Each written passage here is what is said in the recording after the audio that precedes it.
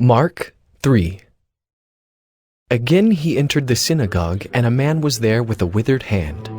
And they watched Jesus to see whether he would heal him on the Sabbath, so that they might accuse him. And he said to the man with the withered hand, "Come here." And he said to them, "Is it lawful on the Sabbath to do good or to do harm, to save life or to kill?" But they were silent. And he looked around at them with anger, grieved at their hardness of heart, and said to the man, "Stretch out your hand." He stretched it out, and his hand was restored. The Pharisees went out and immediately held counsel with the Herodians against him, how to destroy him.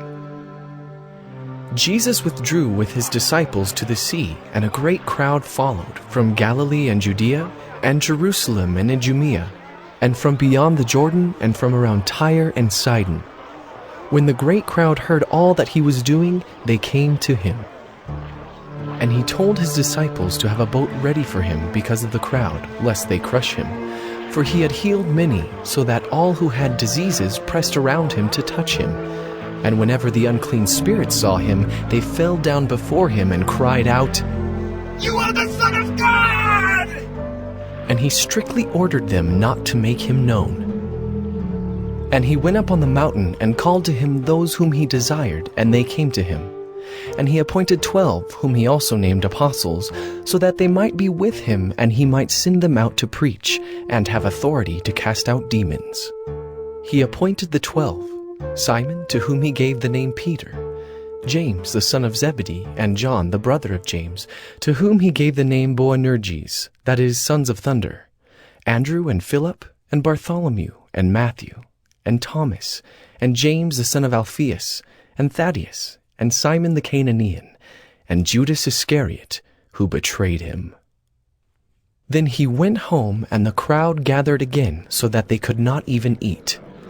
And when his family heard it, they went out to seize him, for they were saying, "He is out of his mind." And the scribes who came down from Jerusalem were saying, "He is possessed by Beelzebul, and by the prince of demons he casts out the demons." And he called them to him and said to them in parables, How can Satan cast out Satan? If a kingdom is divided against itself, that kingdom cannot stand. And if a house is divided against itself, that house will not be able to stand. And if Satan has risen up against himself and is divided, he cannot stand, but is coming to an end. But no one can enter a strong man's house and plunder his goods, unless he first binds the strong man. Then indeed he may plunder his house. Truly I say to you, all sins will be forgiven the children of man, and whatever blasphemies they utter.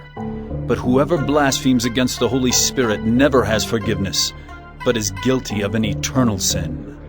For they were saying, "He has an unclean spirit." And his mother and his brothers came, and standing outside they sent to him and called him. And a crowd was sitting around him, and they said to him, "Your mother and your brothers are outside seeking you." And he answered them, Who are my mother and my brothers?